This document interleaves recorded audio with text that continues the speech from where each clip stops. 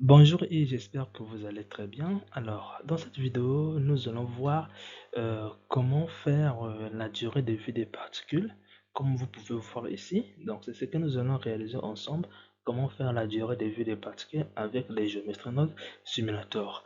Et donc, je vais aussi en profiter de vous montrer un bug auquel on ne s'est pas vraiment rendu compte dans la vidéo précédente. Vous allez voir cela dans cette vidéo aussi.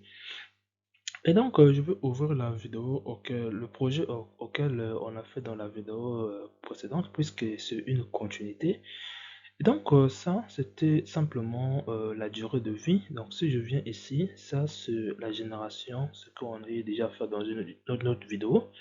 Et donc, je vais juste ajouter un nœud qui va permettre de déplacer les particules. Donc, ici, comme vous pouvez voir. Et je vais revenir ici, augmenter la durée de la simulation. Maintenant que nous avions fait, nous allons créer un nœud géométrie node qui va gérer la durée de vie de nos particules. Maintenant, une fois qu'on a fini, on va maintenant revenir sur la génération des particules. Ce qu'on va faire, c'est mesurer la durée de vie des particules. Donc, première des choses, c'est donner des particules une vie de naissance de 0. Donc, ça veut dire qu'à leur naissance, les particules auront une vie de 0. Donc, pour ce faire, nous allons venir prendre ici store attribute ici.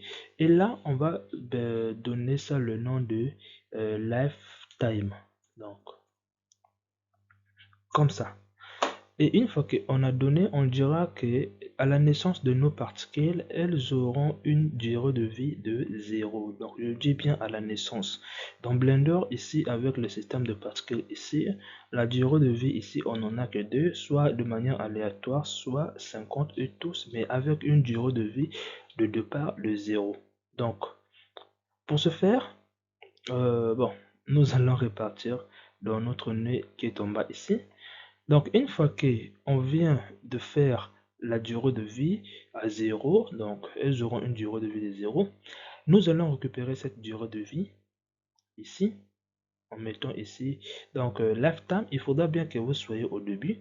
Une fois qu'on a fait lifetime ici, ce que nous allons faire, c'est augmenter leur durée de vie de 1. Donc, à chaque fois qu'on augmente, ça sera toujours de 1. Ce qu'on n'en a pas avec le système de particules ici aussi.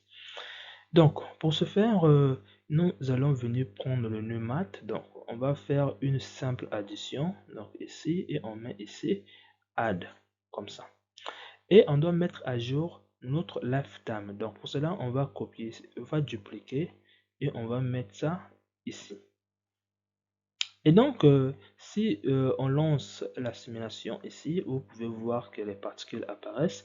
Avec le nœud Vouvia, on peut venir ici et voir que la particule qui a la plus grande durée de vie est bien à 24. Et lorsqu'on descend, on voit que la durée de vie descend, diminue parce que ces particules-là sont nées juste à peine. Donc là, on a fini de mesurer, je pense que je viens de supprimer, on va supprimer Vouvia. On a fini de mesurer la durée de vie et donc on va revenir ici. Maintenant, ce que nous allons faire ici, c'est de supprimer maintenant, on ne va pas ajouter le nœud simulation, mais de supprimer les particules dont la durée de vie ont dépassé une certaine valeur. Donc pour ce faire on va appeler la durée de vie. Donc on va récupérer la durée de vie avec lifetime ici. Ensuite, nous allons ajouter le nœud delete ici pour supprimer des particules, mais seulement quand la durée de vie est dépassée.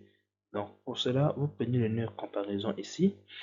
Ensuite, vous mettez lifetime ici et vous dites ici c'est un integer, bien sûr. Et donc là, on va mettre 20. Donc, on dira que quand la durée de vie des particules dépasse 20, alors ça sera supprimé. Donc, on va mettre ça ici. Et donc, on va recommencer la simulation ici. Et là, vous pouvez voir que les particules disparaissent. Donc, c'est parce qu'elles ont atteint une certaine durée de vie. Alors, une fois que c'est fait, on va maintenant travailler sur un deuxième paramètre, c'est de rendre cette durée de vie de manière aléatoire. Parce que là, toutes les particules meurent avec la même durée de vie. Donc, pour ce faire, nous allons utiliser le nœud qu'on appelle noise ici. Donc, on vient dans texture et on va prendre noise ici et on va faire une simple multiplication entre les deux nœuds. Donc on vient ici et on fait ici multiplication. Donc là, vous pouvez voir que les particules qui disparaissent sont un peu plus de manière espacée, comme vous pouvez voir ici.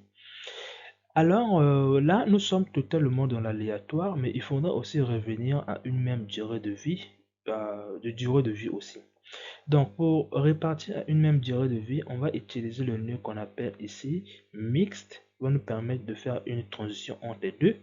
Donc on dira que quand nous sommes à 1, on soit totalement dans l'aléatoire, et quand nous sommes à 0, on soit totalement dans quelque chose qui est ordonné. Donc vous pouvez voir ici. Donc quand j'ajoute ici, et là vous pouvez voir que les particules disparaissent de manière un peu plus aléatoire. Et donc ça, on va récupérer cette valeur, ça on va considérer ça comme étant la durée de vie des particules, et ça on va considérer ça comme la façon de passer de l'aléatoire.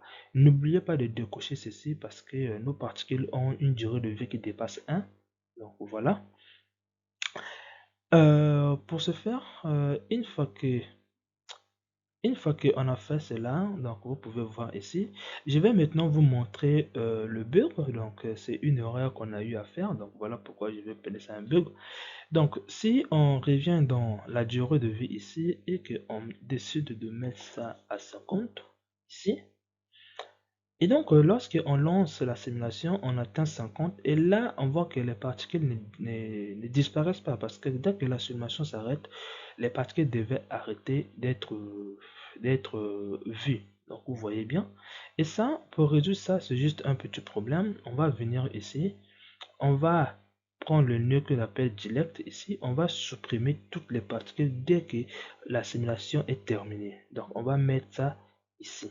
Donc ça c'est pour déterminer là où quand la simulation se termine, et là vous pouvez voir que bien ça respecte bien les choses. Vous voyez bien que la simulation est terminée.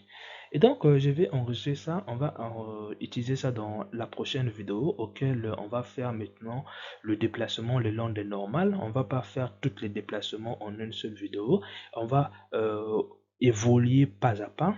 Et donc j'espère que ça vous a plu de savoir comment vous pouvez faire la durée de vie de quelque chose dans la simulation avec les géométries nodes.